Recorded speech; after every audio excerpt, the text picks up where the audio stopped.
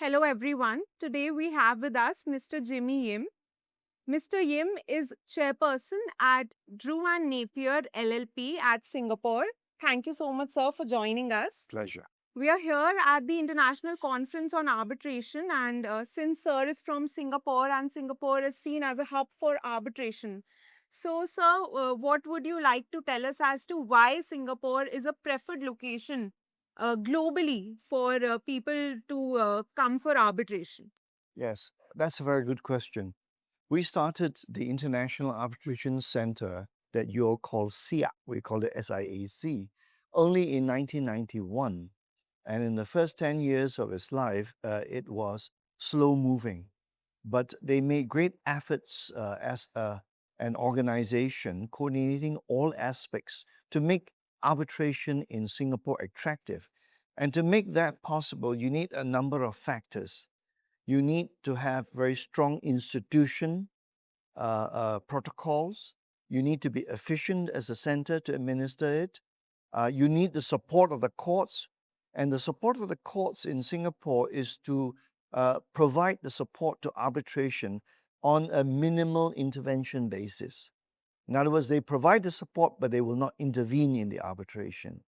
And then on top of that, we make it easy for international arbitrators to come into Singapore, international counsel to come to practice in Singapore in arbitration. There are no visa requirements. There are hardly any tax issues. So it's an entire environment. Of course, we provide lovely hotels to stay in, nice restaurants to dine after the arbitration day is over, and so on and so forth. And as an overall environment to make arbitration for international parties to come. And most of all, the perception that Singapore provides a neutral place for arbitration, because neutrality and impartiality is very important when parties are at war with each other. Right, Mr. Yim. So, in India, we've seen courts sometimes have a lot of intervention when it comes to arbitration. Like when you have to challenge the award, you go to the court, or if you're looking at an interim measure, you go to the court for that. So, in Singapore, a lot of Indian parties come for arbitration, even though the parties are Indian, they select Singapore as an arbitration Right. seat. So, would you say, is it because of the judicial restraint that is practiced in Singapore, or what other reasons are there?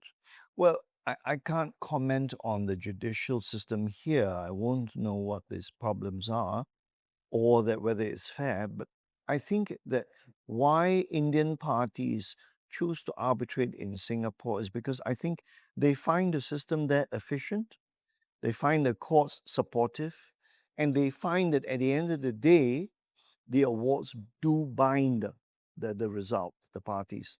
But whether they finally get enforced in India, I'm told by my Indian colleagues that there are always certain enforcement issues and that can take time in India. So, any last suggestion that you would like to give us so that India also can aspire, like Singapore, to become an arbitration hub globally? I think, for one, there should be a certain KPI in the courts that when a matter comes for enforcement, that they have to reduce the number of procedural challenges that can be made. In other words, all the challenges that should be made in one go and should be dealt with in a swift manner within a time frame, shorter time frame. That way, I think it will be more satisfactory for the party seeking to enforce it. Right. Thank you so much, Mr. Yim, for Yes. joining us. Right.